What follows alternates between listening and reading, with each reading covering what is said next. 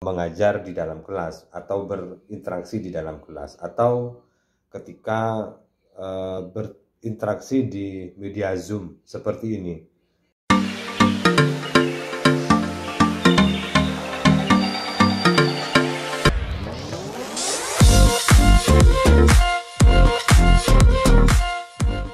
Assalamualaikum teman-teman, jangan lupa subscribe, like, channel, and share akun YouTube dari Kanaya. Jangan lupa ya. Dadah.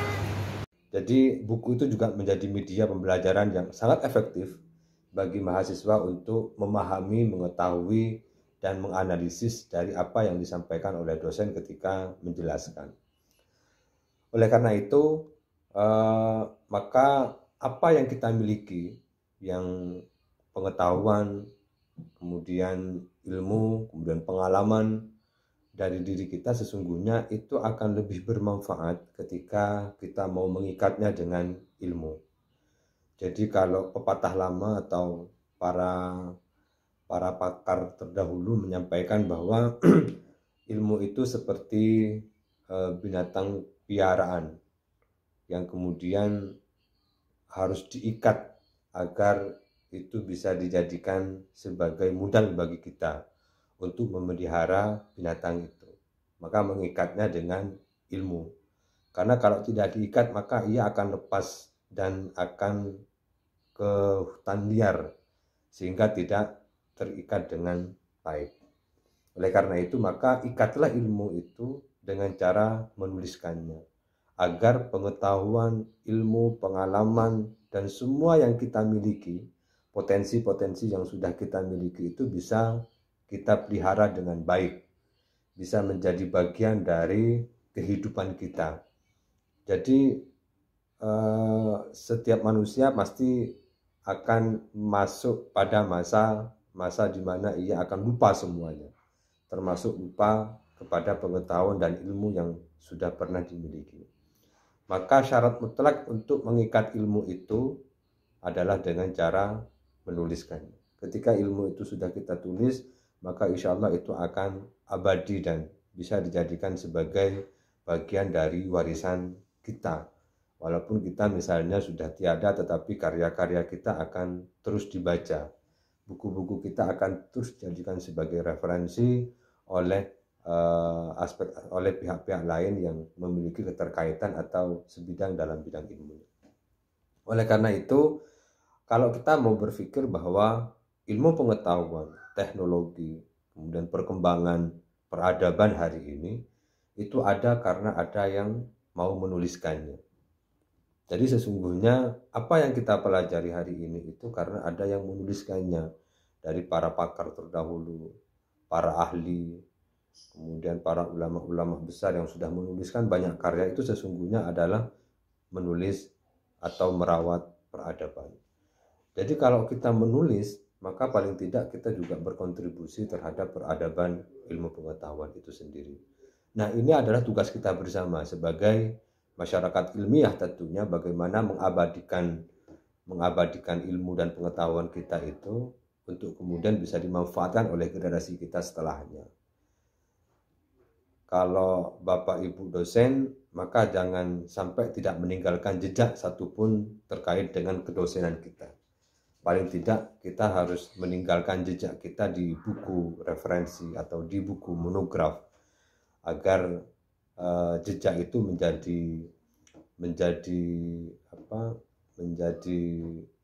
jejak kehidupan kita untuk dikenal oleh banyak orang. Oleh karena itu penting untuk kita bagaimana caranya mengabadikan ilmu itu dengan menuliskannya. Walaupun banyak misalnya dari Bapak Ibu yang mungkin sibuk, banyak pekerjaan, kemudian tidak punya waktu, kemudian aktivitas yang penuh misalnya, sehingga tidak sempat untuk menulis, maka saya pikir ini juga menjadi peluang, terutama bagi Bapak Ibu dosen muda ya, sangat luar biasa peluang kita dan potensi yang ada di sekitar kita untuk dijadikan buku. Banyak sekali potensinya, hanya orang-orang yang beruntung yang mau memanfaatkan potensi itu menjadi buku. Dari penelitian, dari pengajaran, dari pengabdian, dari hibah-hibah, dari materi-materi perkuliahan, dari materi-materi seminar dan seterusnya. itu sesungguhnya bisa menjadi modal untuk bisa dituliskan menjadi sebuah buku. Jadi perenungan itu menjadi sangat penting bagi kita, terutama bagi Bapak Ibu dosen pemula misalnya, mau memulai untuk menulis buku dan di dunia dosen, mau mengembangkan di dunia dosen, maka penting untuk bisa memanfaatkan peluang-peluang itu. Oleh karena itu Bapak Ibu, maka sesungguhnya menulis itu adalah aktivitas yang sangat istimewa. Banyak sekali pesan-pesan penting yang disampaikan oleh para ahli yang saya sampaikan tadi, seperti misalnya disampaikan oleh Pak Pramudia Anantatur, orang boleh pintar setinggi langit, tapi selama ia tidak menulis, maka ia akan hilang di telan zaman. Karena menulis itu sesungguhnya adalah bekerja untuk keabadian. Jadi pesan-pesan moral ini menjadi pengingat bagi kita untuk terus kita ikhtiar berkontribusi produktif, menulis karya dengan banyak kesempatan yang memungkinkan untuk bisa kita manfaatkan dengan baik. Banyak sekali waktu-waktu longgar yang bisa kita manfaatkan. Banyak sekali misalnya kesempatan-kesempatan yang mungkin terabaikan selama ini. Jadi kita punya waktu 24 jam itu bisa disisihkan misalnya 1 jam sampai 2 jam untuk bisa menulis setiap hari. Dari apa yang kita kerjakan, dari aktivitas kita setiap hari, dari aktivitas mengajar, dari aktivitas meneliti minimal. Insya Allah Bapak Ibu dosen pasti memiliki penelitian walaupun satu atau pengabdian. Dari situ bisa menjadi modal untuk bisa dijadikan sebagai buku, baik buku referensi ataupun buku monograf. Pesan-pesan moral ini menjadikan aktivitas menulis itu adalah sesuatu yang istimewa. Mungkin kita tidak pernah tahu bagaimana manfaatnya menulis itu luar biasa.